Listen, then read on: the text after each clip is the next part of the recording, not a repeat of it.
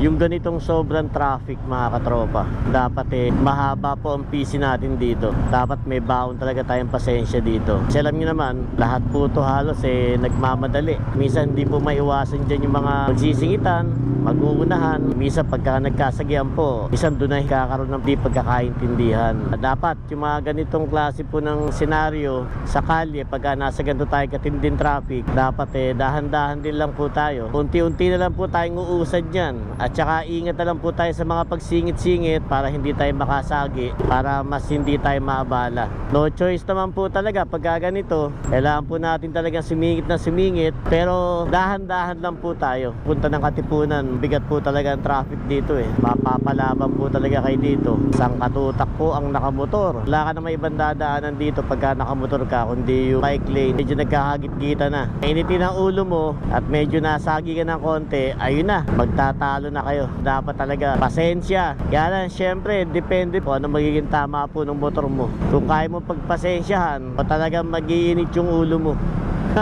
Sigit na bike, syempre pasisingitin natin yan. Sila po talaga yung nakapwesto dito. Pasensya na po talaga sa mga nagbabike dahil wala po talagang daanan, lalo na banda rito. Mas patindi rito kasi mga galing po ng Marikina doon sa bandang kanan, sumasalubong na po yan dyan. Yung iba doon na dumadaan nakalagay doon one way, pero doon na sila dumadaan. Masama, matsyempo ang kayo dyan. Ayan one way pero sumasalubong na ron. Kahit na natatraffic tayo, sumunod pa rin po tayo doon sa mga traffic signs. Ayan doon na dumadaan sila doon na sila dumadaan talaga. Kaya nga ganun din naman banda ron, traffic din pareho din lang pwede ka pa mahuli dyan. Diskarte po yan Piliin natin yung diskarte. Pagka yung diskarte naman natin ay bawal at pwede ka mahuli, pwede ka makumpiska ng lisensya, huwag nyo na ituloy. Kaya din ang kawawa dyan. Seminar, tubos ng lisensya, abala, ingat-ingat na lang kahit nagmamadali tayo. Ganun talaga sa umaga, puro pagmamadali Kaya nga ang pinakasolusyon po dyan, ialis tayo na maaga. Dito kadalasan nun, may nanguhuli talaga dito. Pag nandito ka sa bike lane, magugulat ka na lang, may nakatayo dun. Huli ka, dali ka. Pati jeep nandito na sa bike lane. Bigat talaga yung traffic Wala tayo magagawa, tiyagaan talaga. 7:41 namang late tayo. Tahanan na tayo rito. Di naka-signal light to.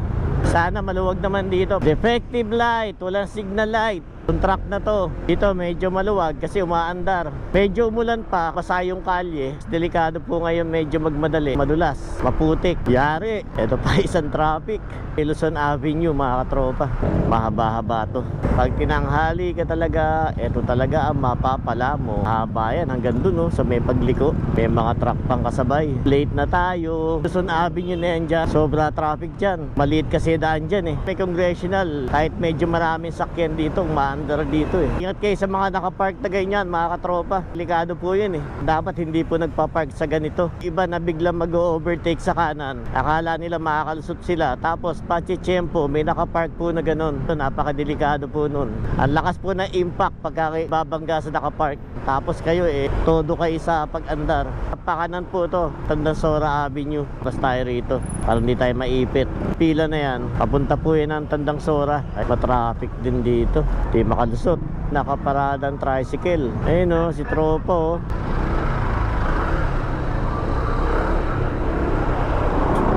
So hanap na naman tayo ng madadaanan.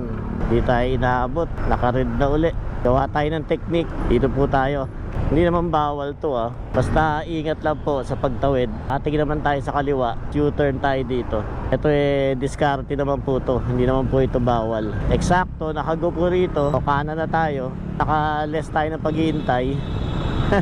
Dapat mamaya pa tayo makakatawid. Nakatawid na tayo dahil nag-U-turn tayo doon. Minsan-minsan, diskarte rin. Hindi naman po bawal yon. Pwede naman akong kumanan talaga. Pwede naman ako mag-U-turn. So wala pong bawal doon sa mga ganong diskarte. Wala na masyadong traffic dito. Malaki na yung kali dito. Pero all in all, late po tayo. 8:09 na po mga katropa. Cut ko na po rito mga katropa. Lagi po natin tatandaan na para hindi tayo malate, kumilos po tayo ng maaga. Gumising tayo ng maaga. Kasi hindi natin talaga expect ang traffic lagi. Alis tayo ng maaga, larga tayo ng maaga para hindi tayo maipit sa traffic at saka hindi po tayo makompromiso sa ating mga trabaho. Kagaya po nito, late tayo. Ay nako, ganun talaga. So kaltas-kaltas na lang.